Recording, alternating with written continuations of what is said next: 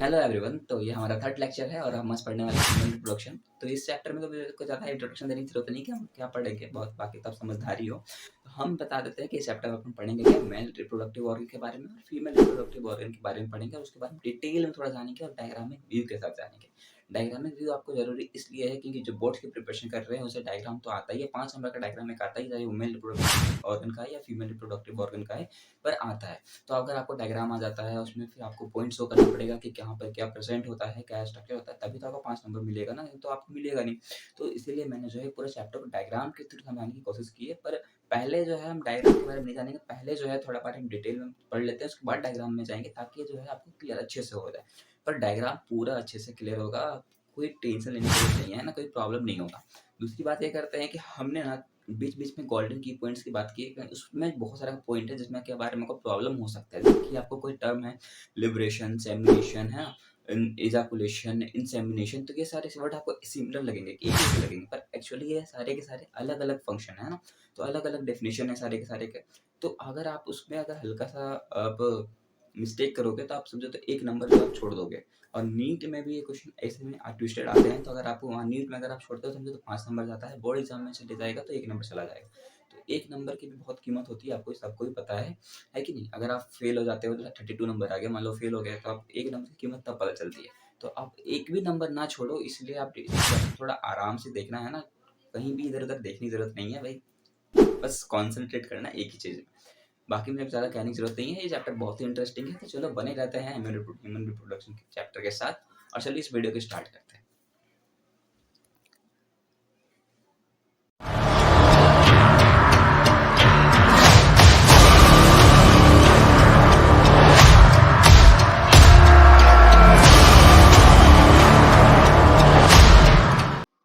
तो हमने तो इंट्रोडक्शन बहुत दे दिया है। चलिए अब इस चैप्टर में पढ़ेंगे क्या।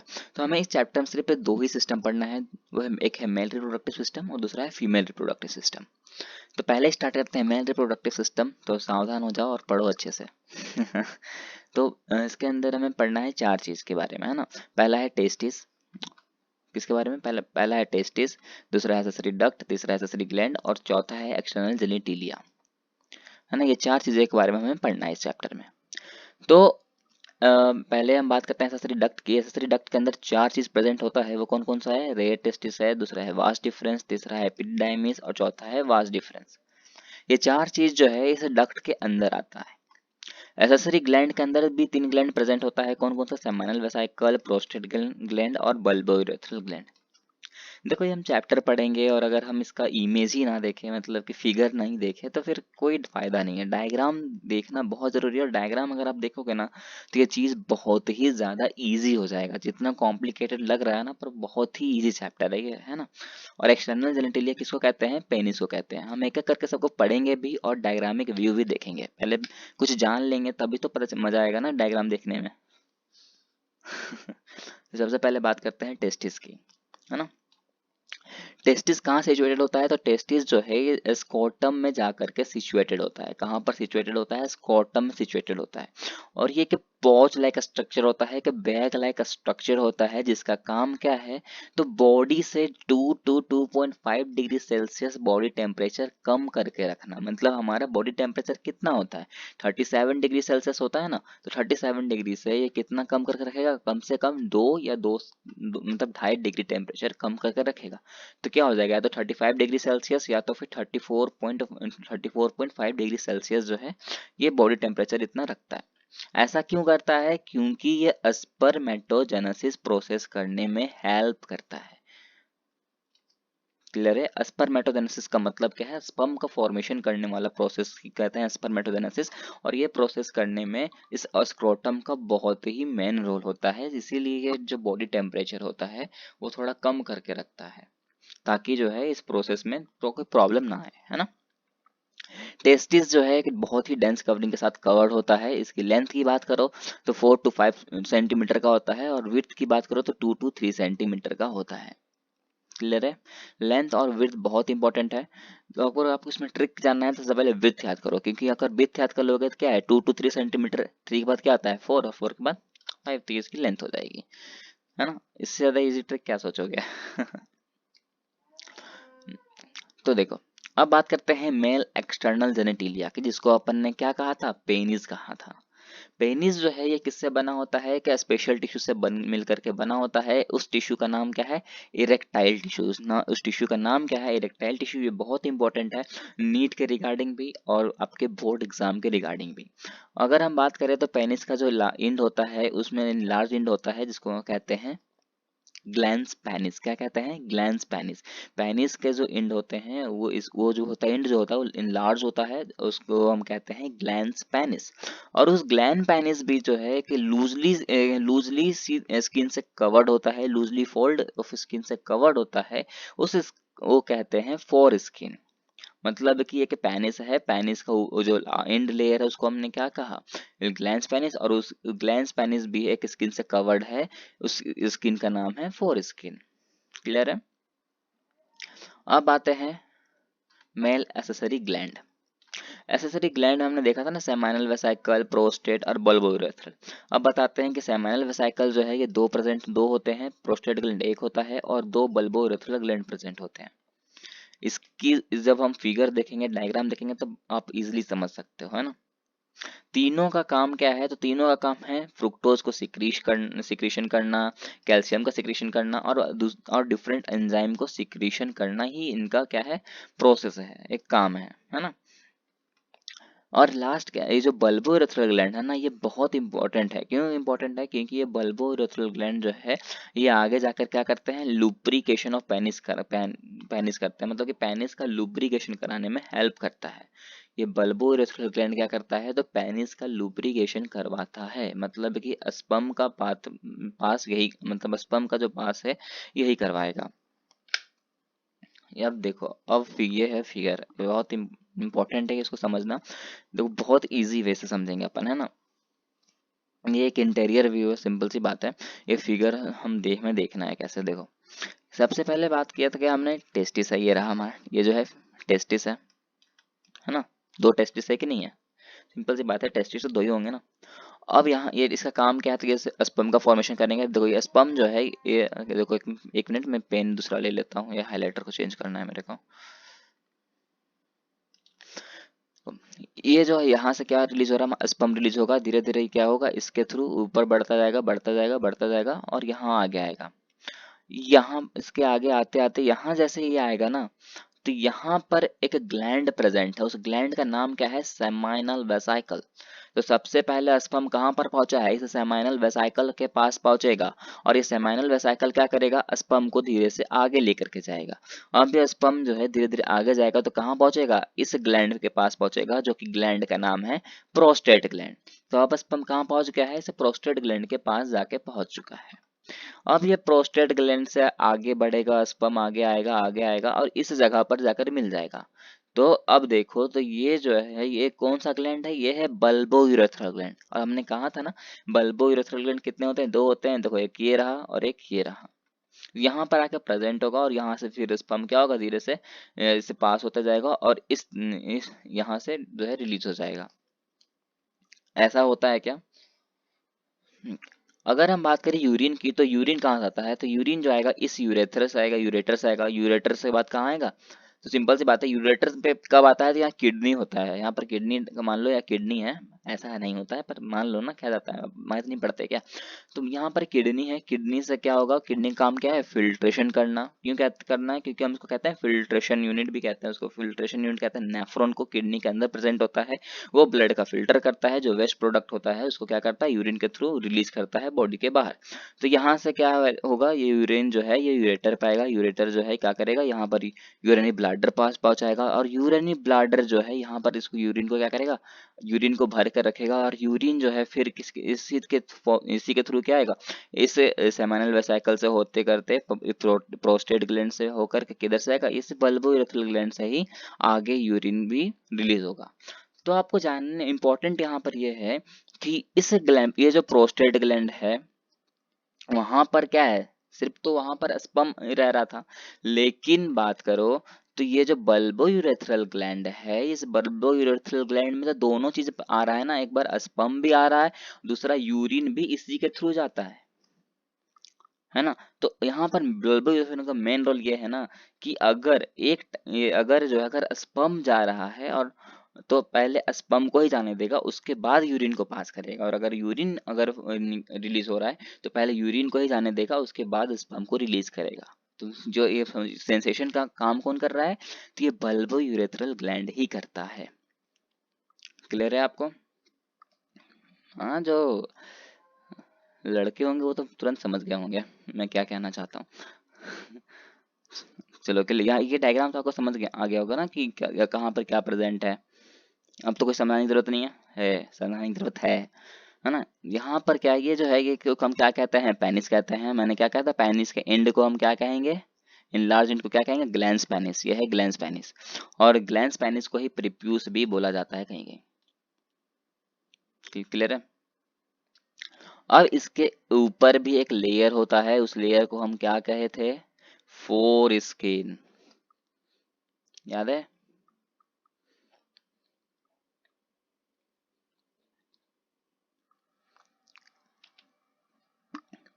ये देख लो यहाँ पर हमने लिखा है ना, ग्लैंस पेनिस जो है किससे कवर्ड होता है, फोर स्किन से कवर्ड होता है।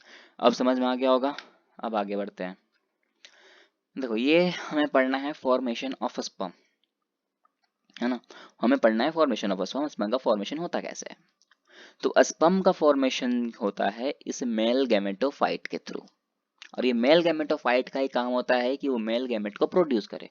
मेल गैमेट का मतलब क्या है, स्पर्म, और फीमेल गैमेट का मतलब क्या है, ओवम। ये हमें पता होना चाहिए। तो मेल गैमेटोफाइट रिलीज क्या करेगा, गैमेट को फॉर्म करता है, रिलीज करता है। तो ये गैमेट का फॉर्म करता कैसे है ना। तो गैमेट का फॉर्म करने के लिए ये क्या करता है, जो गैमेटोफाइट है ये क्या करता है, ये पहले स्पर्मेटोजोआ बनाएगा। क्या बनाएगा, स्पर्मेटोजोआ बनाता है। कौन से प्रोसेस के थ्रू, तो स्पर्मियोजेनेसिस के थ्रू। क्लियर है? अब यह स्पर्मेटोजोआ जो है आगे जाकर के मेल जर्म सेल बनाते हैं, और इसी मेल जर्म सेल से आगे क्या बनता है, तो स्पर्म का फॉर्मेशन होता है। उस प्रोसेस को कहते हैं स्पर्मिनेशन। स्पर्म जब फॉर्म होता है उस प्रोसेस को कहते हैं स्पर्मिनेशन। क्लियर? अब यहाँ पर एक वर्ड आया है स्पर्मेटोजोआ। इसको समझने के लिए हमें ये डायग्राम को समझना पड़ेगा, और ये डायग्राम बहुत पेचीदा है, तो इससे अच्छा है कि आप ये समझो पहले। ये कि डायग्राम की जगह इसको समझो, ये बहुत ईजी लगेगा आपको। देखो ये एक स्पर्मेटोगोनिया है। ये क्या है, एक स्पर्मेटोगोनिया है। इस स्पर्मेटोगोनिया ने क्या किया, माइटोसिस डिवीजन किया। कौन सा डिवीजन किया है, माइटोसिस डिवीजन किया।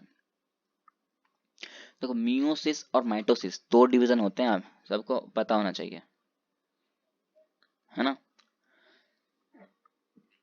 मियोसिस में क्या होता है, दो इक्वल डिवीजन होते हैं। मतलब कि अगर ये दो है तो ये वन में टूटेगा, ये वन में टूटेगा, आधा आधा, है ना, आधा टूटेगा।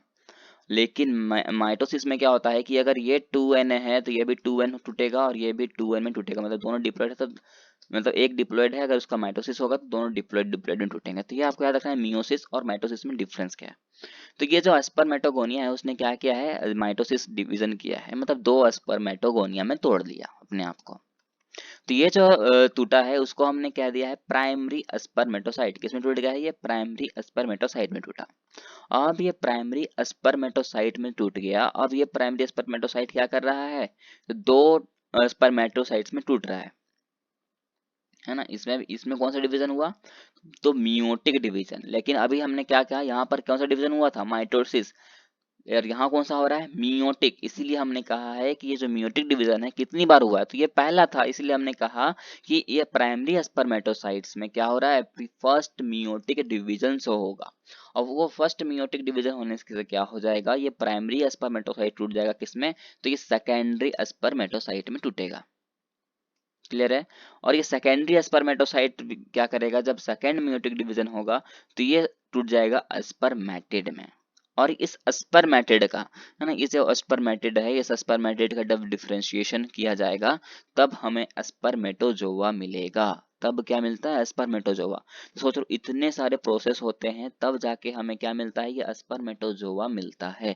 वही स्पर्मेटोजोआ है। और तो ये प्रोसेस कौन सा प्रोसेस से हमें मिलता है, तो स्पर्मियोजेनेसिस। ये तो ये पूरा का पूरा प्रोसेस है, हम क्या कहेंगे इसको, स्पर्मियोजेनेसिस प्रोसेस कहेंगे। तो स्पर्मियोजेनेसिस में क्या क्या देखने को मिला हमें, स्पर्मेटोगोनिया देखने को मिला, प्राइमरी स्पर्मेटोसाइट देखने को मिला, सेकेंडरी स्पर्मेटोसाइट्स देखने को मिला और स्पर्मेटिड देखने को मिला। क्लियर है? ये वही चीज यहाँ पर है और कुछ भी नहीं है। क्लियर है यहाँ तक? ये डायग्राम बहुत इंपॉर्टेंट है, बहुत ही ज्यादा। नीट के रिगार्डिंग तो है ही, लेकिन ये आपके बोर्ड एग्जाम में 5 नंबर का ये क्वेश्चन रहता ही रहता है कि draw the diagram of sperm and point out भी करने रहेगा और आपको कुछ लिखना भी रहेगा, है ना। तो 5 नंबर इस क्वेश्चन आता है, हर साल आता है। क्लियर है? देखो ये जो स्पर्म है ना, ये 3 पार्ट में डिवाइडेड है, एक हेड पार्ट में, एक नीक और एक टेल। टेल तो सबसे इजी, आपको देख के ही पता चलता है कि यार ये एंड पार्ट है, मतलब टेल है। मेन आपको समझना है ये हेड पार्ट को, ये बहुत इंपॉर्टेंट है, बहुत ही ज्यादा, है ना। हेड में हमारा क्या होता है, हमारे में हेड में क्या है, दिमाग है। दिमाग क्या करता है, सोचने का काम करता है, समझने का काम करता है ना, कि हमें दिमाग बताता है ना कि हमें कहाँ जाना चाहिए, कहाँ नहीं जाना चाहिए, कब क्या करना चाहिए, कब क्या नहीं करना चाहिए। ऐसा तो नहीं होता है ना कि तुम क्या गए हो, एक लाइब्रेरी में गए हो, वहाँ शांत नहीं हो, क्या कर रहे हो, हल्ला कर रहे हो, ऐसा तो नहीं करते हो ना। कहीं एक पिक्चर हो, मूवी हॉल गए हो और वहाँ तुम टॉर्च जला के तुम देख रहे हो ऐसा तो नहीं करते हो। मतलब कि दिमाग हमें सोचने देता है ना, तो मेन काम किसका, हेड का ही तो है। तो ये इस स्पर्म में भी मेन काम होता है हेड का। इस हेड के बाहर का एक मेम्ब्रेन प्रेजेंट होता है, इस मेम्ब्रेन को कहते हैं प्लाज्मा मेम्ब्रेन या कह लो बायो मेम्ब्रेन, बात एक ही है। इस हेड के अंदर प्रेजेंट होता है सबसे ऊपर में क्या, एक्रोजोम। क्या प्रेजेंट होता है, एक्रोजोम प्रेजेंट होता है ना। अब इसके इस एक्रोजोम के अंदर जो होता है, न्यूक्लियस प्रेजेंट होता है। देखो आपको अगर सेल का डायग्राम याद हो तो आपको पता है ना, ये सेल होता है, इसके बीच में न्यूक्लियस प्रेजेंट होता है ना। और इसके बाहर क्या होता है, तो ये मेम्ब्रेन होता है, इसके अंदर साइटोप्लाज्म होता है, सॉरी हाँ साइटोप्लाज्म होता है, और इसके अंदर न्यूक्लियस प्रेजेंट होता है। ऐसा हम करते ही आए हैं, और इस न्यूक्लियस के अंदर ही जेनेटिक मटेरियल प्रेजेंट होता है। ये हमने बात किया है जेनेटिक्स वाले चैप्टर में। अगर आपने वो जो चैप्टर है आपने नहीं देखा है तो प्लीज उसको पहले देखें, तभी इस पे आए, हाँ तब आपको ज्यादा अच्छे से समझ आएगा। तो ये जो एक्रोजोम है, इसके अंदर क्या प्रेजेंट है, न्यूक्लियस प्रेजेंट है, और उस न्यूक्लियस के अंदर क्या है, क्रोमोसोमल मटेरियल है, या ये मतलब है कि डीएनए प्रेजेंट है। डीएनए कैसे बोल सकते हैं सर, क्रोमोसोम है तो। देखो क्रोमोसोम जो है वो बनता किससे है, डीएनए से ही तो बनता है ना। और ये तब तक नहीं समझोगे जब तक आप जेनेटिक्स वाले चैप्टर नहीं देखोगे, इसीलिए मैं कह रहा हूँ देख लेना, लिंक डिस्क्रिप्शन पे दी गई है। अब आते हैं निक पे। निक कहता है कि ये जो है, ये मिडिल पीस है स्पर्म का। इसके अंदर क्या है, माइटोकॉन्ड्रिया प्रेजेंट होता है। हमें पता है माइटोकॉन्ड्रिया क्या कहते हैं, energy house of the cell भी कहते हैं। तो ये जो है, ये एनर्जी प्रोड्यूस करने का काम करता है, ताकि जो है स्पर्म जो है वो स्विमिंग कर सके, जो फीमेल बॉडी तक पहुंच सके। देखो एक्रोसोम का मेन काम ये है ना, क्योंकि इस एक्रोसोम को पता होता है कि फीमेल बॉडी के किस जगह पर जाकर के इसे मैटिंग करना है, फर्टिलाइजेशन करना है स्पर्म का। क्लियर है? अब कुछ इंपॉर्टेंट बात है टेस्टिस के लिए, है ना। इसमें कि आपको बहुत, ये जो है ये पॉइंट बहुत ज़्यादा इंपॉर्टेंट है।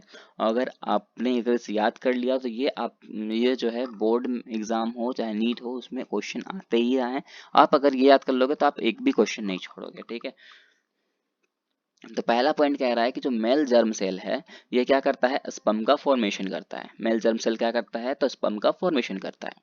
क्लियर है? स्टार्टोरी सेल जो है वो क्या करता है, न्यूट्रिशन प्रोवाइड करता है जर्म सेल को। एक सेमेनिफेरस ट्यूब्यूल के अंदर कितने लोब होते हैं, तो 1 से 3 लोब प्रेजेंट होते हैं। दो सेल के बीच ये एक गैप प्रेजेंट होता है, उस स्पेस को कहते हैं इंटरस्टिशियल स्पेस, जहां पर क्या कंटेन होता है, कहते हैं लीडिंग सेल्स कंटेन करके रखता है, जहां जो कि एंड्रोजन्स को प्रोड्यूस करते हैं। क्लियर है? यह गोल्डन की पॉइंट, ये तो सबसे ज्यादा इंपॉर्टेंट है ना। इसमें कुछ कुछ डेफिनेशंस हैं जो कि आपको याद रहने ही चाहिए। पहला है सेमिनेशन। सेमिनेशन का मतलब क्या है, liberation of sperm from testis. जब टेस्टिस से जो स्पर्म लिबरेट करता है, उस प्रोसेस को कहते हैं सेमिनेशन। टेस्टिस से स्पर्म जब लिबरेट करता है ना, उस प्रोसेस को कहते हैं सेमिनेशन। और जब, है ना, और ये जो लिबरेट हुआ स्पर्म है, वो अगर मेल बॉडी से ट्रांसफर होके फीमेल बॉडी ये लिबरेट होके स्पर्म मेल बॉडी से बाहर अगर लिबरेट कर जाता है तो उस प्रोसेस को कहते हैं इजाकुलेशन। मतलब कि स्पर्म जो है लिबरेट हो रहा है बॉडी से, मेल बॉडी से बाहर आ रहा है तो हम उस प्रोसेस को कहते हैं इजाकुलेशन। और वही स्पर्म अगर मेल बॉडी से बाहर आकर के फीमेल बॉडी के वेजाइना पे इंटर करता है तो उस प्रोसेस को कहते हैं इंसेमिनेशन। तो ये आपको तीनों कंफ्यूज करेंगे, सेमिनेशन क्या है, इंसेमिनेशन क्या है और इजाकुलेशन क्या है। तो सेमिनेशन आपको याद रखना है कि स्पर्म का निकलना, इजाकुलेशन मतलब कि क्या है, स्पर्म का बॉडी से बाहर निकलना, और इंसेमिनेशन का मतलब है कि स्पर्म का बॉडी, मेल बॉडी से निकलकर फीमेल बॉडी के वेजाइना पे इंटर करना। क्लियर है?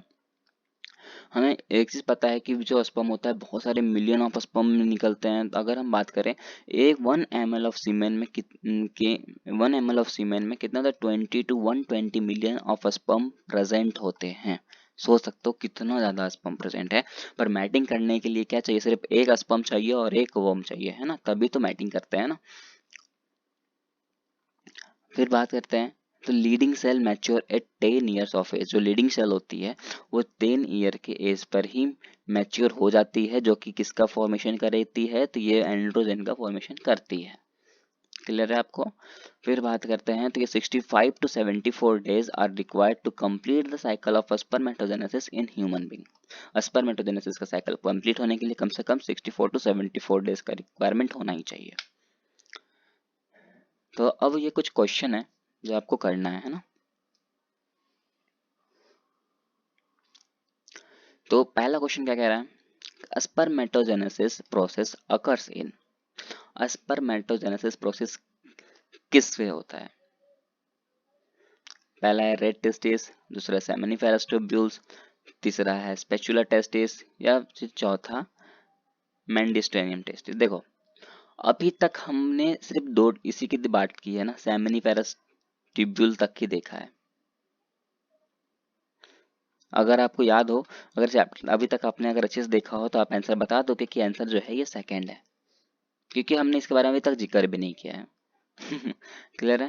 दूसरा है acrosome formation in spermatogenesis occurs in which stage. कौन से स्टेज में हमें स्पर्मेटोजेनेसिस देखने को मिला था? First meiotic division, second meiotic division, growth phase, या फिर spermatogenesis, sorry spermiogenesis.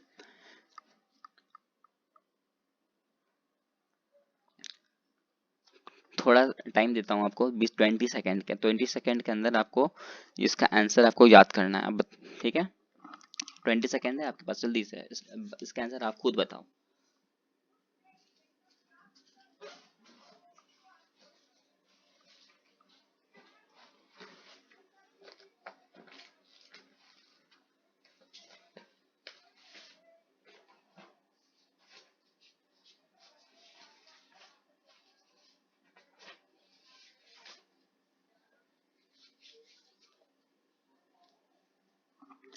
Time up.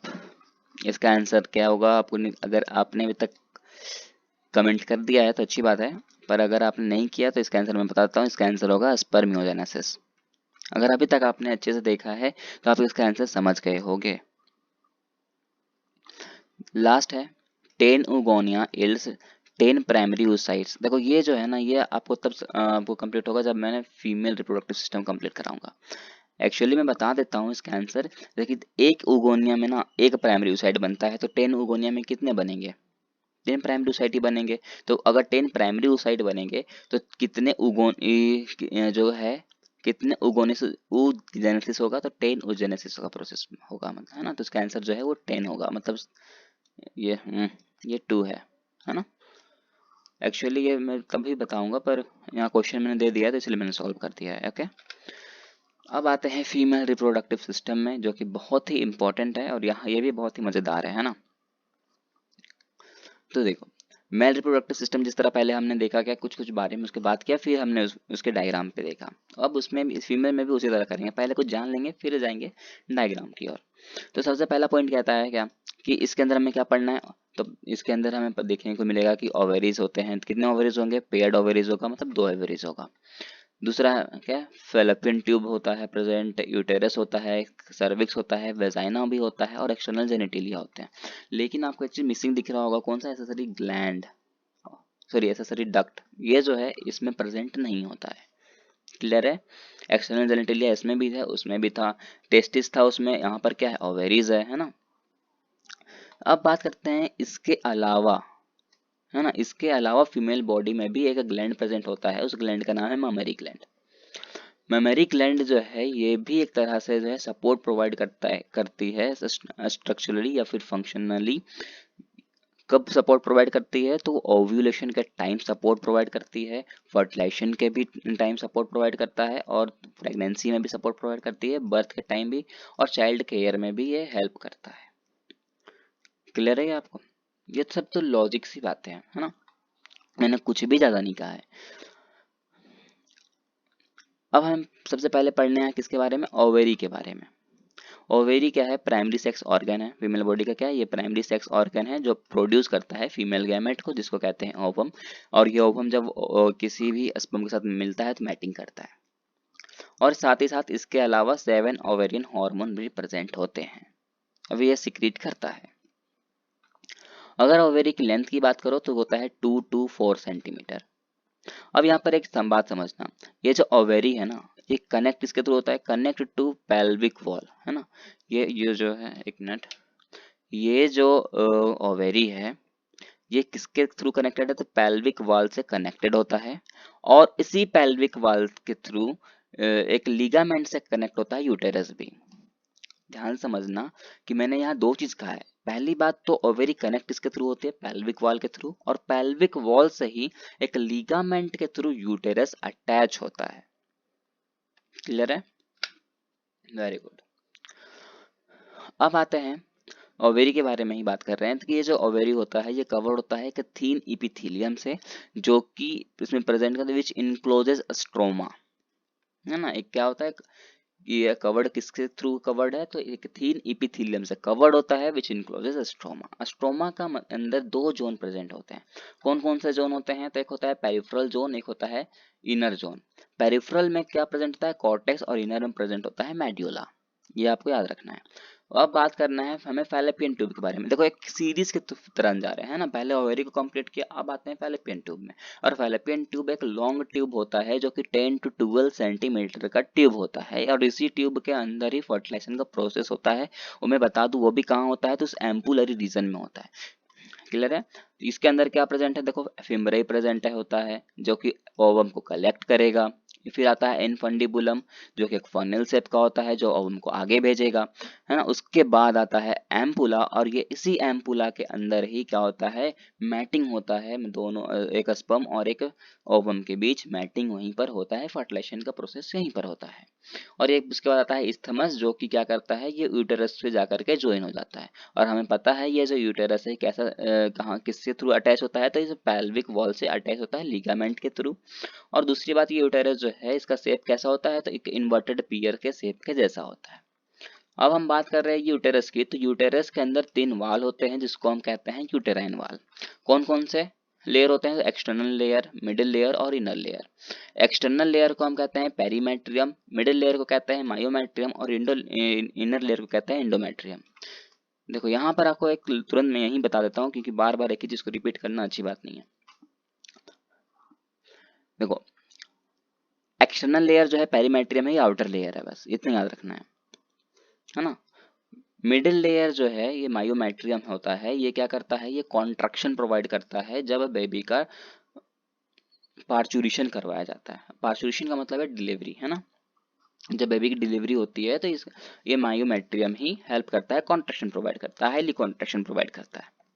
दूसरा है इनर। इनर में क्या है, इंडोमेट्रियम है। इंडोमेट्रियम के अंदर ही फीटस का डेवलपमेंट होता है, मतलब जायगोट का डेवलपमेंट होता है, मतलब बेबी का डेवलपमेंट होता है इस इंडोमेट्रियम के अंदर। जब आप इसका फिगर देखोगे तो बहुत ईजी समझोगे, है ना। इतना इतना कुछ जानकारी तो आपने ले लिया। अब आते हैं फिगर में।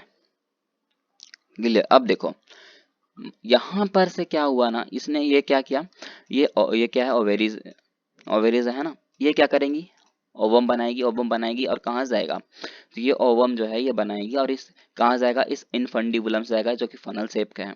ये इनफंडिबुलम से जा रहा है ऊपर की ओर, जाएगा कहाँ, इस एम्पुला तक पहुंचेगा, है ना।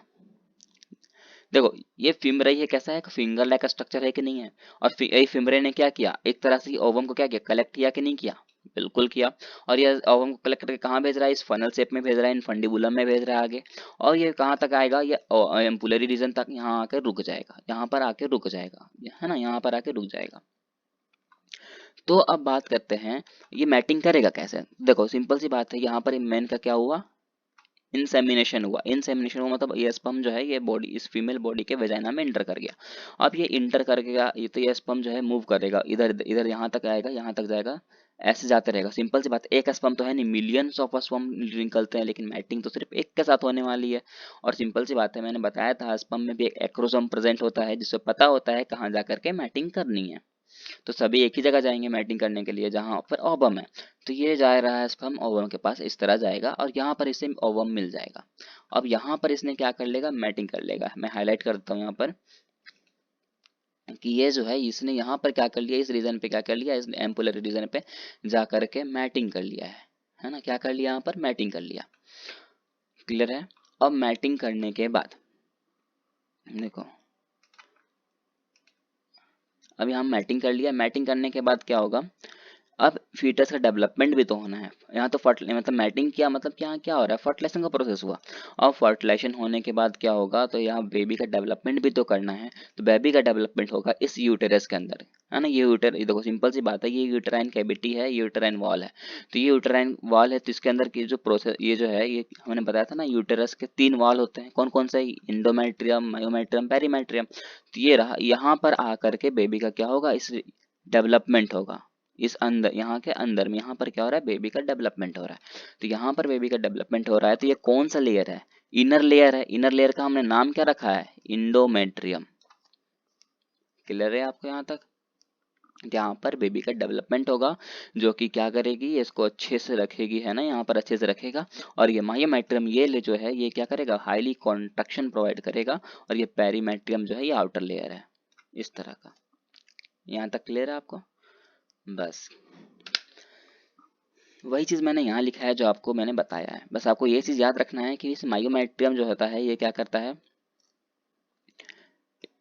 बहुत ही ज़्यादा कॉन्ट्रैक्शन प्रोवाइड करता है बेबी के डिलीवरी के टाइम, है ना। और इंडोमेट्रियम के अंदर बताते हैं कि इंडोमेट्रियम के अंदर जो है साइक्लिक चेंजेस आते हैं। साइक्लिक चेंजेस क्यों आता है, क्योंकि मेंस्ट्रुअल साइकिल होता है ना। ये बहुत इंपॉर्टेंट टॉपिक है, मेंस्ट्रुअल साइकिल, जो कि हर 28 डेज में आता है फीमेल बॉडी में।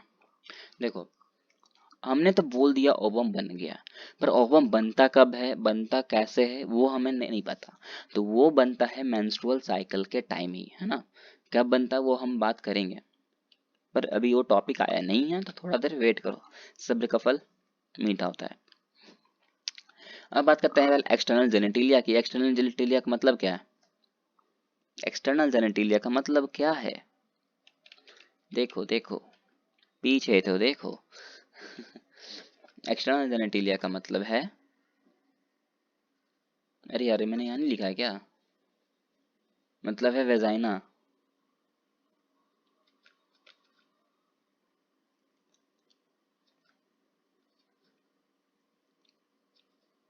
नहीं लिखा है, सॉरी।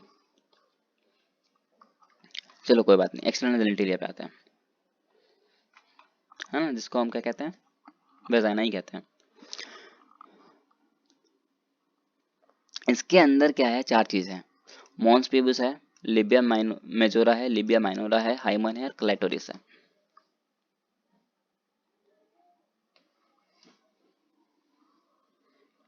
क्लियर है। क्या क्या है, मॉन्स पीबुस है, लाइबिया मेजोरा है, लाइबिया माइनोरा है, हाइमन है और क्लाइटोरिस है। एक एक करके बात करेंगे। तो ये जो मॉन्स पीबुस होता है ना, ये बनता है किससे, कुशन ऑफ फैटी टिश्यू से।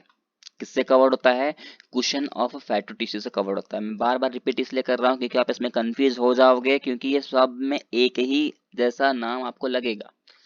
क्लियर है। लिबिया मेजोरा जो है, ये कवर्ड होता है फ्लैसी फोल्ड ऑफ टिश्यू से। देखा मैंने कहा था ना, देखो वो है fatty, question of fatty tissue, ये है फ्लैसी फोल्ड ऑफ टिश्यू। और लिबिया माइनोरा होता है पेयर्ड फोल्ड ऑफ टिश्यू से कवर्ड होता है, जो कहाँ होता है, तो लिबिया मेजोरा के अंदर होता है। तो आपको ये याद रखना पड़ेगा, ये नाम जो है कंफ्यूजन करेंगे आपको, तो एक दो बार मैं रिपीट इसलिए कर रहा हूँ ताकि आपको याद हो जाए, है ना। पर अगर आपको नहीं आता तो एक से दो बार लेक्चर जरूर देखना। तो अब बात करते हैं हाइमन की। तो हाइमन जो होता है ये पार्शियली कवर्ड करके रखता है ओपनिंग ऑफ वेजाइना। वेजाइना का जो ओपनिंग होता है उसको पार्शियली ये कवर्ड करके रखने का काम करता है। क्लाइटोरिसिस जो होता है ये एक टाइनी फिंगर लाइक स्ट्रक्चर होता है, जो कि दो ये जो लिबिया माइनोरा होते हैं उसके अपर जंक्शन में प्रेजेंट होते हैं। अब इसका फिगर देखते हैं तो सब आपको क्लियर हो जाएगा।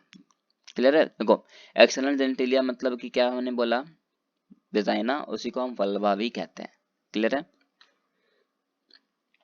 देखो अब ये जो हेयर है ना, ये दिख रहे होंगे, इसको हम कहते हैं प्यूबिक हेयर। क्या कहते हैं, प्यूबिक हेयर कहते हैं। ठीक है, इस जगह पे प्रेजेंट होता है मॉन्स प्यूबिस। क्लियर है, अब हम बात करते हैं, तो ये जो वेजाइना है इसके बगैर हम बाहर हमने क्या पढ़ना है भैया, मॉन्स प्यूबिस को देखना है, लिबिया मेजोरा लिबिया माइनोरा देखना है। और हमने बोला है लिबिया मेजोरा क्या है, किससे कवर्ड है, तो कुशन ऑफ फैटी टिश्यू से कवर्ड है। देखो ये रहा लिबिया मेजोरा, देखो ये रहा लिबिया मेजोरा, ये देखो ये आपको अगर आपको दिख रहा होगा तो ये जो लेयर है ना, ये लेयर, इस लेयर को हम कहते हैं लिबिया मेजोरा, है ना। और इसके अंदर जो लेयर है, इस लेयर को हम क्या, ये जो लेयर है इसको हम कहते हैं लिबिया माइनोरा, ये जो लेयर है इसको कहते हैं लिबिया माइनोरा। और हमने कहा है लिबिया माइनोरा के जस्ट ऊपर क्या प्रेजेंट होता है, क्लाइटोरिस प्रेजेंट होता है। तो ये जो देख सकते हो ये जो स्ट्रक्चर है इसको हम कहते हैं क्लाइटोरिस। क्लियर है, और देखो हमने क्या कहा था, इसका जो वेजाइना है इसका पार्शियली ओपनिंग जो होता है वो कौन करवाता है, तो हाइमन करवाता है। तो ये हाइमन जो है इस जगह पे प्रेजेंट होता है ना, इस जगह पे प्रेजेंट होता है। तो ये आपको डायग्राम के व्यू से क्लियर हो गया, है ना। देखो फर्टिलाइजेशन तो मैंने पहले ही कह दिया है कि जब फ्यूजन होता है मेल और फीमेल गेमेट का, जब मैटिंग करते हैं और यंग वंस को प्रोड्यूस करेंगे तो उस प्रोसेस को ही हमने क्या है फर्टिलाइजेशन। मतलब कि एक स्पर्म और एक ओवम मिलेगा तो फर्टिलाइजेशन होता है, उससे जायगोट बनता है, ये सबको पता होता है। इतना सारा चीज मैंने यहाँ लिखा है, मैं बस आपको डायरेक्ट बताता हूँ। ये मैंने फ्लो भी बता दिया है कि फर्टिलाइजेशन कहाँ होता है, सर्विक्स के अंदर होता है, सर्विक्स के भी सॉरी वेजाना के अंदर होता है, वेजाना में भी कहाँ होता है, एम्पुलरी रीजन में होता है। और हमको पता है कि जो प्रोसेस फर्टिलाइजेशन होने के बाद का जो प्रोसेस है वो कहाँ होता है, तो इस यूटेरस के अंदर होता है। उस यूटेरस के भी अंदर कहाँ, तो उस वाल के अंदर, यूटेराइन वाल के अंदर, यूटेराइन वाल के भी अंदर कौन सा वाल में, तो इंडोमेटेरियम में, ये आपको पता है। क्लियर बात है, बस आपको इतना बता दूं कि जब स्पर्म रिलीज होता है तो 200 to 300 million of sperm present निकल रिलीज होता है, पर उसमें से 40% स्पर्म ऐसे होते हैं जो नॉन मोटाइल होते हैं, मतलब कि वो मूव नहीं कर सकते हैं। मूव नहीं करेगा तो मतलब वो क्या है, वो अंदर जा नहीं पाएगा। अब वेजाइना के अंदर जा नहीं पाएगा तो वहीं डिजनरेट कर जाएंगे, तो वो मैटिंग करेगा ही नहीं। तो मतलब उस 200 मिलियन ऑफ स्पर्म में भी 60% स्पर्म ही जो है वो मैटिंग करने की क्षमता रखते हैं। पर वो भी 60, उसमें से 60% स्पर्म में से भी सिर्फ एक स्पर्म ही अंदर क्यों जा पाता है, क्यों स्पर्म जो है एक ही स्पर्म जो है वो मैटिंग करने के लिए ओवम के पास जाता है। ऐसा क्यों नहीं होता कि उतने सारे स्पर्म निकलते तो उतना सारे जाते क्यों नहीं है एक्चुअली, है ना। उससे पहली बात यह है कि स्पर्म तो देख लिए कि पहुंचता है, पर ओवम रिलीज कैसे होता है अब हमें वो जानना है ना। ओवम कैसे रिलीज होता है वो हमें जानना है, फीमेल बॉडी में ओवम बनता कब है। क्लियर है, वो अब हम देखते हैं। तो देखो वो अगर हमें ओवम कैसे बनना वो देखना है तो सबसे पहले बात करते हैं ऊगोनिया की। ये जो ऊगोनिया है, इस ऊगोनिया का क्या होता है, म्योसिस 1 और प्रोफेज 1 जब होता है तो ये यूगोनिया जो है ये कन्वर्ट होता है प्राइमरी oocyte में। किसमें कन्वर्ट हो जाता है, प्राइमरी oocyte में कन्वर्ट हो जाती है। अब इस प्राइमरी oocyte के रुको एक मिनट, मैं पेन चेंज कर लेता हूँ, एक मिनट।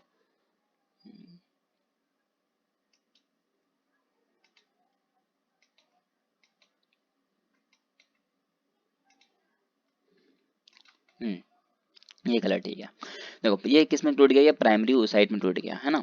अब ये प्राइमरी oocyte के सराउंडेड क्या होता है, एक ग्रेनुलोसा सेल प्रेजेंट होता है। कौन सा सेल प्रेजेंट होता है, ग्रेनुलोसा सेल से सराउंडेड होता है। यार ये ग्रेनुल देखो कुछ ये जो मान लो ये प्राइमरी साइट है, इसके चारों तरफ कौन सराउंडेड है, तो ये ग्रेनुलोसा सेल सराउंडेड है इस तरह से, है ना। और ये सेलुलोसा सेल जो है वो क्या करेगा, आगे जा करके प्राइमरी फॉलिकल्स का फॉर्मेशन करेंगे। अब ये प्राइमरी फॉलिकल्स जो बनेगा, उस प्राइमरी फॉलिकल्स के अंदर भी क्या होगा, more layer of granulosa cells and theca cell. मतलब कि जो जो प्राइमरी फॉलिकल्स बना उसके ऊपर भी कौन सा सेल आएगा, तो ये जो है ग्रेनुलोसा सेल्स है वो प्रेजेंट होगा। साथ ही साथ थीका सेल भी आ जाएगा। अब कौन सा सेल आ गया एक्स्ट्रा, थीका सेल भी आ गया, है ना। तो थीका सेल के आते ही ये प्राइमरी फॉलिकल्स टूट जाएगा किसमें, सेकेंडरी फॉलिकल्स में। क्लियर है। अब ये सेकेंडरी फॉलिकल्स भी टूट जाएगा इसी तरह टर्सरी फॉलिकल्स में। तो टर्सरी फॉलिकल्स में जब टूटता है, टर्सरी फॉलिकल्स में जब टूट गया, तो हम कहेंगे कि उस टाइम जो थीका की लेयर है, थीका लेयर हमने बोला ना ये थीका सेल्स हैं, तो ये थीका सेल्स भी जो होते हैं इसके अंदर दो लेयर आ जाता है। एक होता है थीका इंटरना, एक होता है थीका एक्सटर्ना। मतलब थीका का जो इनर, जैसे कि ये सेल है, मान लो थीका सेल है, इसके अंदर दो लेयर प्रेजेंट होता है, एक इंटरनल लेयर एक आउटर लेयर। तो क्या बोलते हैं, इनर लेयर को हम कहते हैं इंटरना और आउटर लेयर को हम कहेंगे एक्सटर्ना। तो थीका इंटरना और थीका एक्सटर्ना प्रेजेंट हो जाता है, जिसके मदद से ये जो प्राइमरी oocyte था वो कन्वर्ट हो जाएगा किसमें, सेकेंडरी oocyte में कन्वर्ट हो जाता है। और ये सेकेंडरी oocyte को ही अपन क्या कहते हैं, ओवम कहते हैं। तो देखो इस तरह से जाकर के ओवम बनता है। अब ये प्रोसेस कब होता है, तो ये जब मेंस्ट्रुअल साइकिल होता है ना, तब ये पूरा का पूरा प्रोसेस चलता है।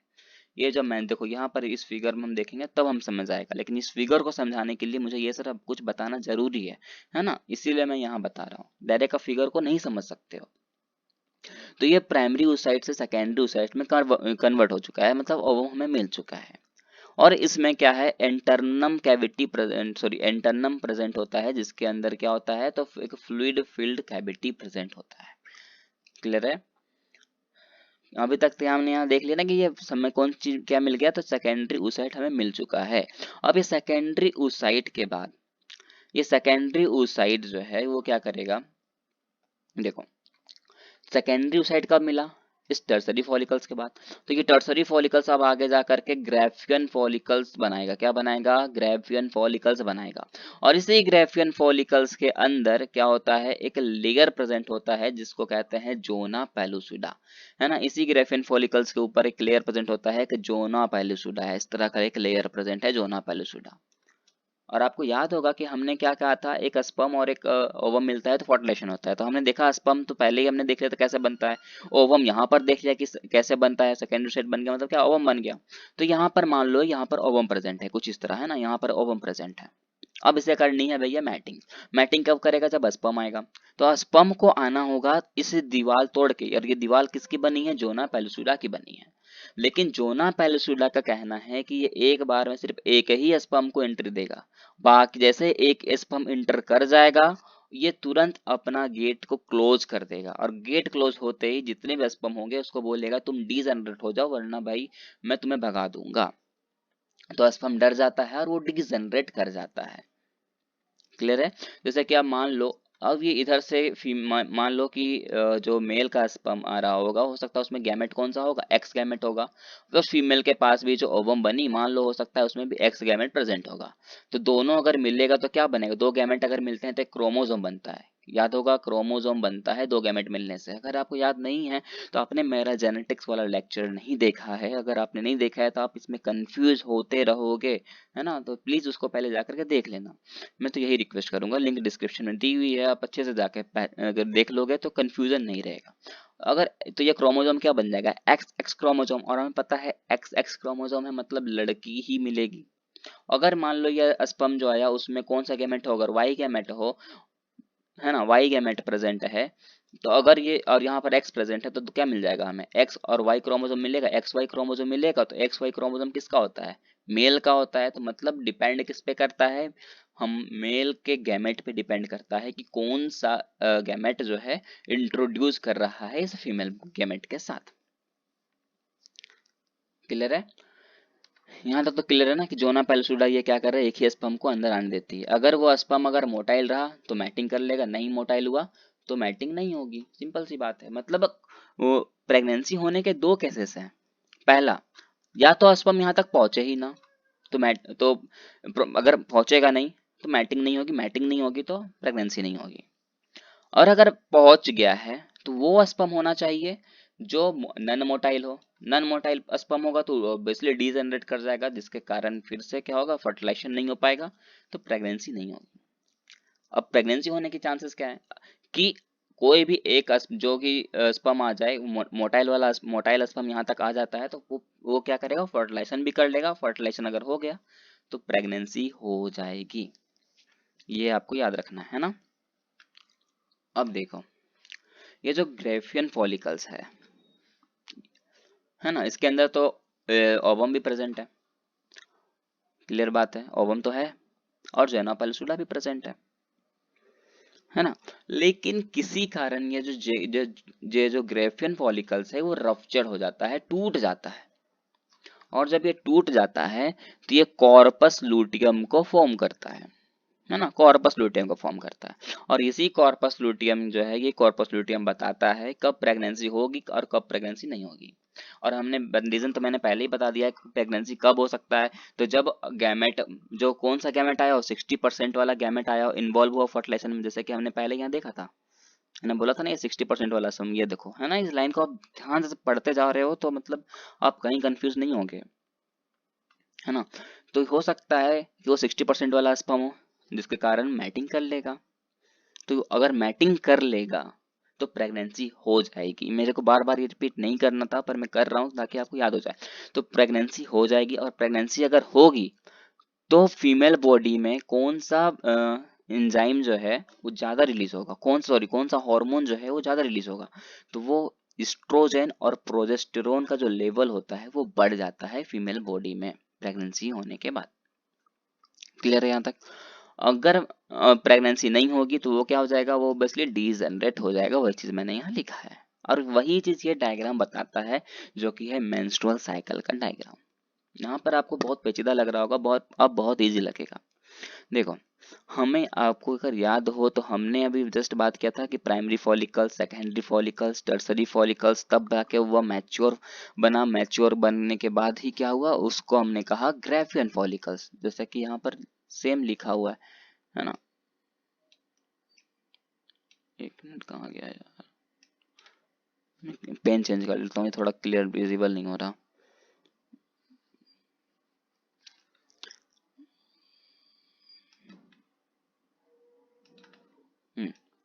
देखो, है ना, ये प्राइमरी फॉलिकल्स है, ये सेकेंडरी फॉलिकल्स है, ये टर्सरी फॉलिकल्स है, और ये है ना, ये इसी तरह ये मैच्योर हो गया फॉलिकल्स, तो हमने क्या किया, उसे ग्रेफियन फॉलिकल्स कहा। और ये तो ये जो फॉलिकुलर एज है, या फिर ये बोलो कि ये फॉलिकुलर फेज है ना, फॉलिकुलर फेज को हम क्या कहते हैं, या तो फॉलिकुलर फेज बोलेंगे या तो फिर बोलेंगे प्रोलीफेरेटिव फेज। क्लियर सी बात है, ये फॉलिक्यूल के फेज को ही क्या कहेंगे हम, फॉलिकुलर फेज या तो फिर प्रोलीफेरेटिव फेज। क्लियर सी बात है। अब हमने क्या कहा था, वहाँ कौन कौन प्रेजेंट है, जो ना पेलुसिडा प्रेजेंट होता है, वो हमने बात किया था। और उसके बाद हमने क्या कहा था कि ये जो ग्रेफियन फॉलिकल्स ये क्या करेगा, रप्चर करता है तो कॉर्पस लुटियम में टूटता है। तो देखो ये क्या हुआ, रप्चर हुआ, कब हुआ, 14वां डे में, है ना। देखो कब हो रहा है रप्चर, 14th डेज के अंदर। कब हो रहा है रप्चर, 14 डेज के अंदर ये रप्चर हो रहा है, ओव्यूलेशन का प्रोसेस कर रहा है, मतलब एक टूटेगा केस में, ओवम में टूटेगा, मतलब ओवम को यहाँ सेक्रेट कर रहा है। तो मतलब ओवम कब बनता है, तो मेंस्ट्रुअल साइकिल में बनता है। और कब, कौन से टाइम पे बनता है, तो 14वां दिन में बनता है, 14th डेज में कंप्लीट हो जाता है। अब समझ में आया। अब वहाँ स्पर्म अगर इस टाइम पे 14th डे में अगर स्पर्म एंटर कर जाएगा, ओवम के पास चला जाएगा, तो क्या होगा, प्रेगनेंसी हो जाएगी। और प्रेगनेंसी अगर हो जाती है तो ये कुछ इस तरह का, देखो ये मोटा हल्का फूला दिख रहा है ना, इस तरह का शेप दिखेगा, जिससे हम बता सकते हैं कि प्रेगनेंसी हुई है। और प्रेगनेंसी नहीं होगी तो ये कुछ पतला सा दिखेगा। और एक्चुअली में ये है क्या, तो ये है कॉर्पस लूटियम, है या और कोई नहीं, और क्या है, ये कॉर्पस लूटियम ही है। क्योंकि कॉर्पस लूटियम ही बता सकता है कि प्रेगनेंसी हुई है कि प्रेगनेंसी नहीं हुई है ना। ये देखो यहाँ पर मैंने लिखा है ना, कॉर्पस लूटियम, ये बता सकता है कि प्रेगनेंसी कब होगी और कब नहीं होगी। क्लियर सी बात है। तो ये जो लूटियम फेज आ ये तो है ना यहाँ पे कॉर्पस लूटियम, तो कॉर्पस लूटियम को हम कहते हैं लूटियल फेज। कौन सा फेज कहेंगे? लूटियल फेज, या फिर कहेंगे सिक्रेटरी फेज। सेक्रेटरी फेज इसलिए कहते हैं क्योंकि अगर प्रेगनेंसी हो जाएगी तो इसमें फीमेल बॉडी के अंदर जो भी प्रोजेस्टेरोन का लेवल है, जो भी एस्ट्रोजन का लेवल है, वो बढ़ जाएगा। मतलब कहीं ना कहीं हार्मोन सीक्रेट करता है, इसलिए इसको हम सिक्रेटरी फेज भी कहते हैं। क्लियर सी बात है? अब यहाँ तो समझ आ गया होगा आपको। और ध्यान, अब एक चीज और बात है कि देखो यहाँ पर आपको दिख रहा होगा, यहाँ पर हार्मोन क्या है? एफएसएच हार्मोन और एलएच हार्मोन। एफएसएच हार्मोन जो है वो मेंटेन रख रहे हैं, ज्यादा नहीं बढ़ रहे हैं।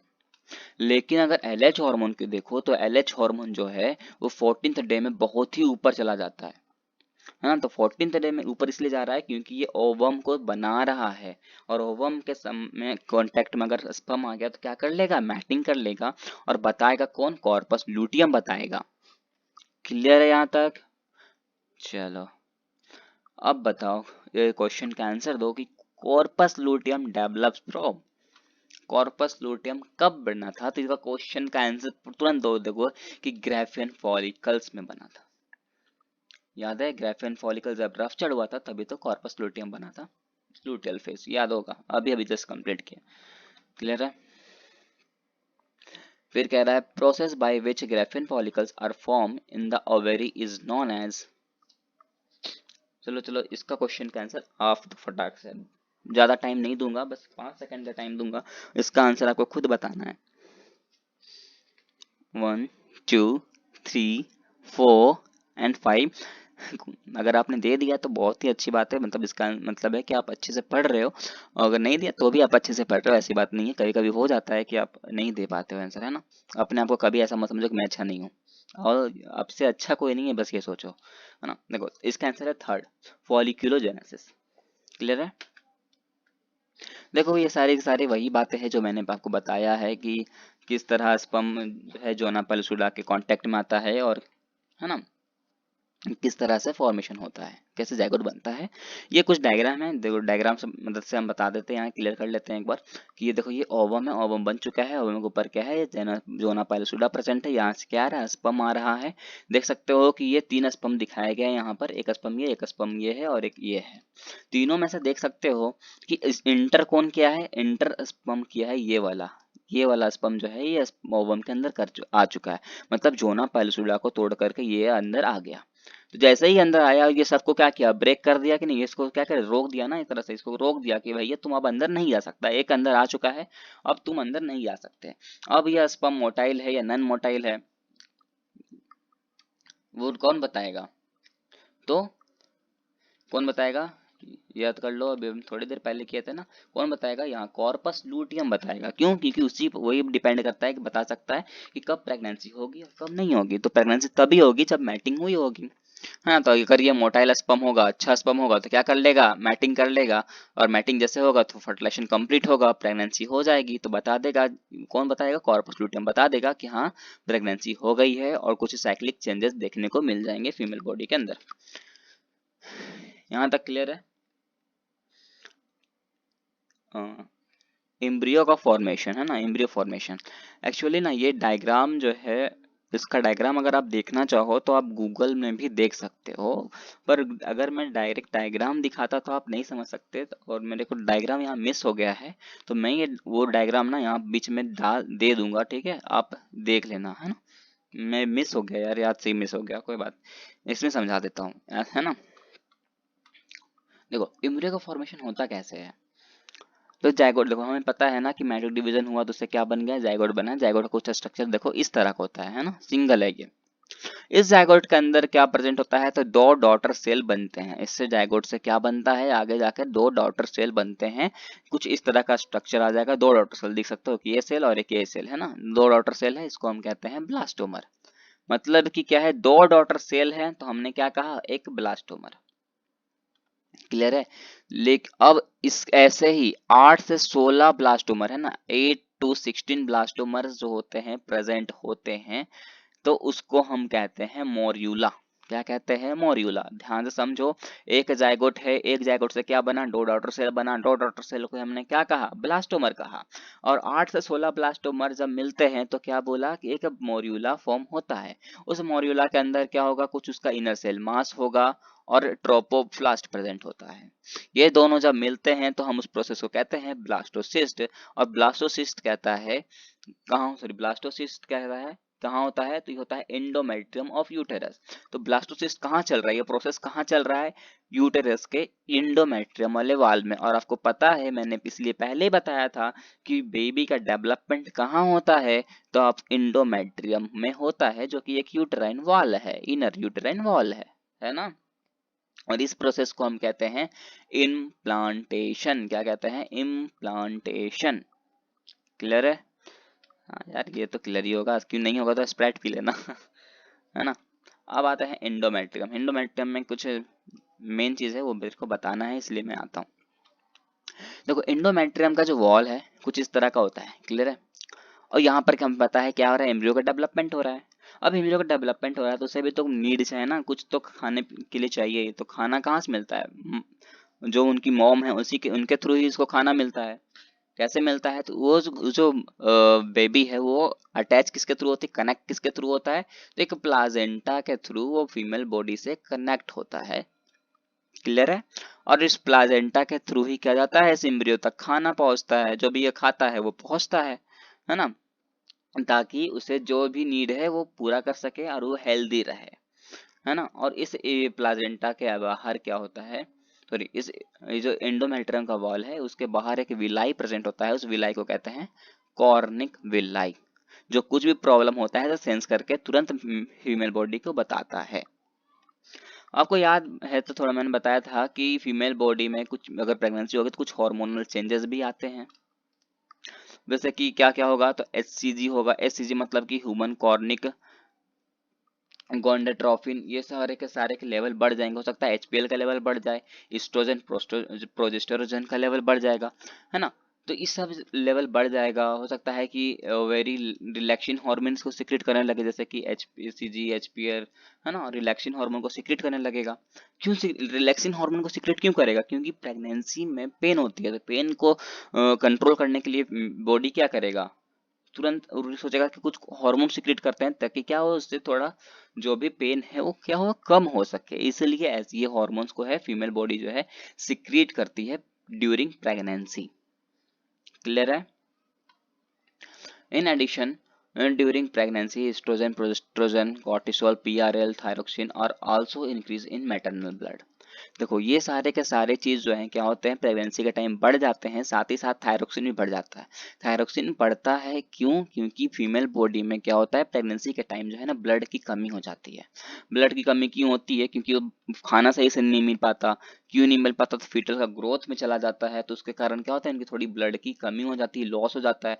अगर ब्लड की लॉस हो जाएगी तो सिंपल सी बात है, प्रेगनेंसी में दिक्कत होगी, पार्चुरेशन में दिक्कत आएगी, डिलीवरी के टाइम दिक्कत आएगी, तो है ना। फिर उनको फीमेल बॉडी क्या चाहिए, ज्यादा से ज्यादा ब्लड चाहिए, है ना, जो कि कभी कभी ऐसा नहीं हो पाता है, तो दूसरे दूसरे का ब्लड भी इंजेक्ट करना पड़ जाता है ना।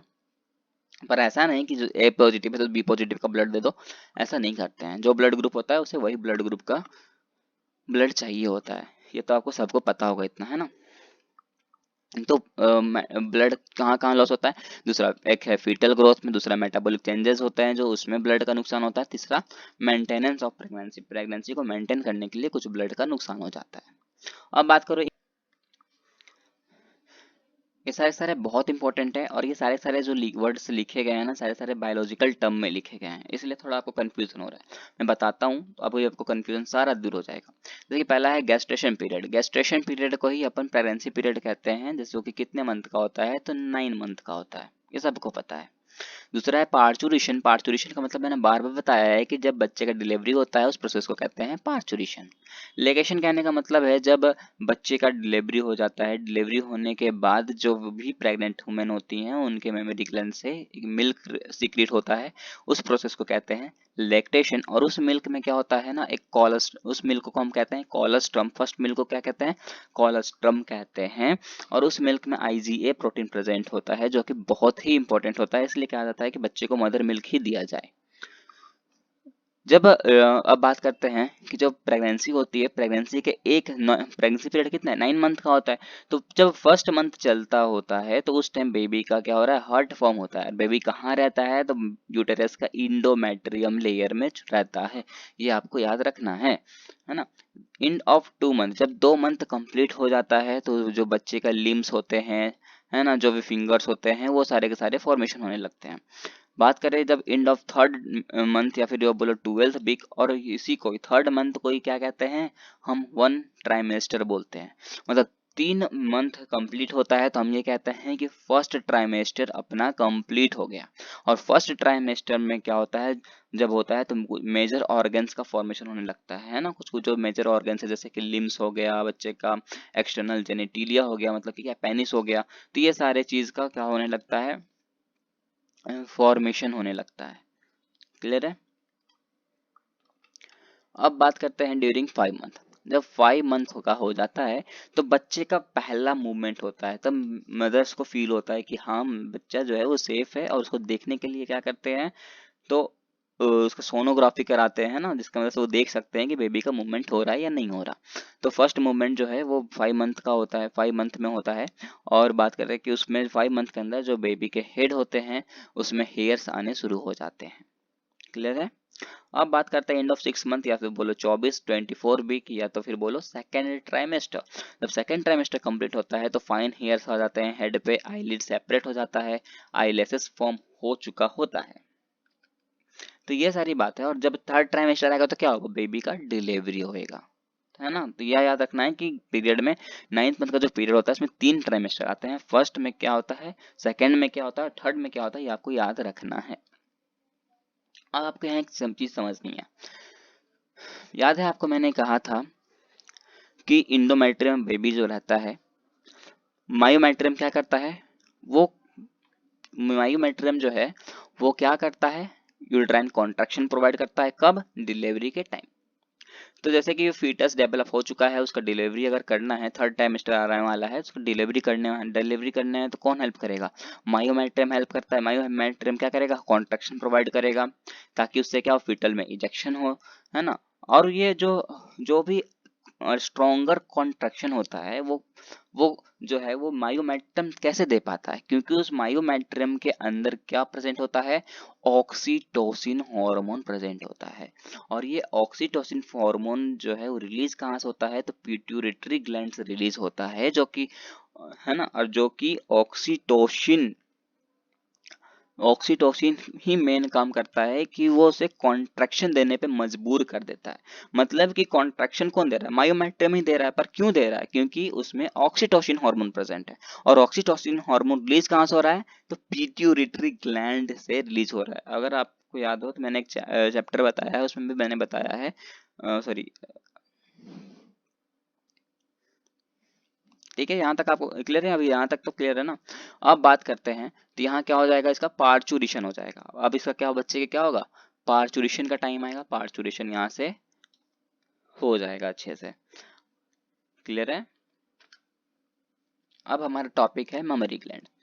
मेमोरी ग्लैंड है ना, ये मेमोरी ग्लैंड थोड़ा सा टॉपिक, छोटा टॉपिक है पर इम्पोर्टेंट है। देखो मेमोरी ग्लैंड ना, मैं डायरेक्ट चाहूँ तो इस फिगर से बता सकता हूँ, पर आपको थोड़ा कंफ्यूजन हो जाएगा, इसलिए मैं थोड़ा एक सिंपलेस्ट चार्ट बनाया हूँ, उसको चार्ट को याद रख लो, बहुत पूरा याद हो जाएगा। मेमोरी ग्लैंड जो है वो दो टाइप में बटे हैं। पहला है ग्लैंडुलर टिश्यू में, दूसरा है variable amount of fat. Memory gland में बहुत ज्यादा फैट प्रेजेंट होता है, इस फैट के वजह से ही जो मिल्क है उसका फॉर्मेशन होता है एक्चुअली, है ना। तो ग्लैंडुलर टिश्यू में क्या हो रहा है, मिल्क का फॉर्मेशन होता है, और वेरिएबल अमाउंट ऑफ फैट जो है ये एक तरह से मेमोरी ग्लैंड को सपोर्ट दे करके रखता है। अब मिल्क का फॉर्मेशन जो होता है वो होता कैसे है, तो देखो ये जो ग्लैंडुलर टिश्यू है वो 15 to 20 मेमोरी लॉब्यूल्स में डिवाइड होता है, कन्वर्ट होता है, डिवाइड होता है बोलो। अब 15 से 20 मेमोरी लॉब्यूल्स, ये जो लॉब्यूल्स हैं ये बहुत सारे क्लस्टर ऑफ सेल्स को कंटेन करके रखते हैं और फॉर्म करते हैं एल्व्यूलाई को। किसको, एल्व्यूलाई को। अब ये एल्व्यूलाई जो है आगे जाके क्या बनाएगा, तो आगे जाके बनाता है मेमोरी ट्यूब्यूल्स। अब ये मेमोरी ट्यूब्यूल्स जो है ये मेमोरी डक्ट से जाकर के ज्वाइन होगा, मेमोरी डक्ट फिर एम्पुला से ज्वाइन होगा, और एम्पुला जो होता है वो लैक्टिफेरस डक्ट से जाकर के कनेक्टेड हो जाता है। जिसके कारण मिल्क का फॉर्मेशन होता है। और वही चीज यहाँ पर भी लिखा हुआ है, ये पॉइंट जो है उसके लिए है, ये जो डेफिनेशन है उसके लिए है, जो बोर्ड्स की प्रिपरेशन कर रहे हैं इससे भी क्वेश्चन आता है। और नीट वाले तो डेफिनेशन का काम ही नहीं है, मैं जो बोला हूँ वो आपको याद है तो मतलब आप जो है क्वेश्चन को सॉल्व आराम से कर सकते हो, आपको कोई भी प्रॉब्लम जो है वो नहीं आएगी, है ना। अब देखो ये यहाँ पर हम डायग्राम से भी क्लियर कर लेते हैं। डायग्राम में एक चीज मैंने जो वहाँ पर इसमें नहीं बताई और मैं डायग्राम बताता हूँ। तो यहाँ पर जो है ना रिब्स प्रेजेंट होता है, आपने दिख रहा होगा यहाँ पर क्या है, रिब्स प्रेजेंट होता है। और दो रिब्स के बीच है ना, दो रिब्स के बीच एक क्या होता है, मसल्स प्रेजेंट होते हैं। उस मसल्स का नाम है पेक्टोराइल्स, है ना, जो कि मेजर मसल का मसल होता है। मतलब यहाँ तक ये क्लियर हो गया। अब आते हैं, देखो ये क्या है, मेमोरी ग्लैंड है, ये दिख रहा है। अब देखो यहाँ पर क्या है, लैक्टिफेरस डक्ट होता है। ये क्या है, ये लैक्टिफेरस डक्ट प्रेजेंट होता है यहाँ इस रीजन पर आपको ऐसे याद नहीं करना है। आपको मैंने क्या बोला, सबसे पहले क्या रखना है, मेमोरी लोब्यूल्स। बहुत सारे फिर मेमोरी लोब्यूल्स जो है क्लस्टर ऑफ सेल बनाते हैं, क्या बना उसके बाद फॉर्म होता है, एल्वियोलाई से कनेक्टेड होते हैं। इससे आपको इजी होगा। देखो तो आप में क्या है, ये फैट है ना, ये फैट्स तो है ही। ये है मेमोरी लोब्यूल्स, ये मेमोरी लोब्यूल्स देखो ये रहा, बहुत सारे मेमोरी लोब्यूल्स में टूटता है। और ये बहुत सारे मेमोरी लोब्यूल्स जो है इस एल्वियोलाई से कनेक्टेड हैं। इस ये एल्वियोलाई जाके आगे जाके किससे कनेक्ट होगा, मेमोरी डक्ट से कनेक्टेड होता है। देखो इस तरह से कुछ है ना। और ये डक्ट आगे जाके किससे मिलेगा, ये एम्पुला से मिलेगा। और एम्पुला आगे जाके किससे मिलेगा, तो इस लैक्टिफेरस डक्ट से मिलता है। और ये लैक्टिफेरस डक्ट जो है आगे जाकर के इस निप्पल्स के थ्रू क्या हो जाएगा, मिल्क का फॉर्मेशन होने शुरू हो जाएगा, है ना। इस तरह से मिल्क जो है इस निप्पल के थ्रू बाहर आता है। यहाँ तक क्लियर है। यही चीज मैंने यहाँ भी लिखा है, कुछ भी चीज चेंज नहीं है ना। बहुत सारे एल्वियोलाई मिलकर क्या बनते हैं, एक मेमोरी ट्यूब्यूल्स बनाता है, मेमोरी डक्ट, फिर मेमोरी एम्पुला, उसके बाद फिर लैक्टिफेरस डक्ट, उसके बाद फिर निप्पल के थ्रू बाहर आ जाते हैं। तो यहाँ पर जो है ये चैप्टर होता है यहाँ फिनिश। अब लास्ट के दो क्वेश्चंस हैं वो आपको सॉल्व करनी है। क्वेश्चन क्या है, during differentiation the spermatid remains associated with, option क्या कह रहा है, ऑप्शन कह रहा है Leydig cell, Kupffer cells, spermatogonia और सर्टोरी सेल। देखो अगर आपने अभी तक लेक्चर याद अभी तक अच्छे से पढ़ा होगा तो आपको जरा सा भी इसमें जो है कंफ्यूजन नहीं आया होगा। देखो लीडिंग सेल के बारे में हमने ज़्यादा बात किया था, पर हमने देखा था लीडिंग सेल क्या सिक्रेट करता है। अगर नहीं याद आ रहा है तो देखो याद यहाँ कर ही देता हूँ, क्योंकि 2 मिनट के लिए आपको लोग कंफ्यूज क्यों हो। देखो बताया था लीडिंग सेल क्या सिक्रेट को प्रोड्यूस करता है, तो एंड्रोजन को प्रोड्यूस करता है ना। तो ये तो होने से रहा, तो लीडिंग सेल तो होगा नहीं, कफर सेल के बारे में हमने पढ़ा नहीं, स्पर्मेटोगोनिया हो नहीं सकता, तो बचा क्या, सर्टोरी सेल। तो आंसर तो यही होना है। लास्ट कह रहा है fertilisation take place at, fertilisation कहाँ होता है। ये तो बहुत ही इजी है, बहुत जन बोल देंगे डायरेक्ट वेजाइना। यार वेजाइना सही आंसर नहीं है, वेजाइना के अंदर कहाँ होता है, आपको याद हो वेजाइना के अंदर मैंने बताया था कहाँ होता है, तो एम्पुलरी रीजन फैलोपियन ट्यूब में होता है। फैलोपियन ट्यूब में भी कहाँ, फैलोपियन ट्यूब का एम्पुलरी रीजन में। इसका राइट आंसर रहेगा एम्पुला।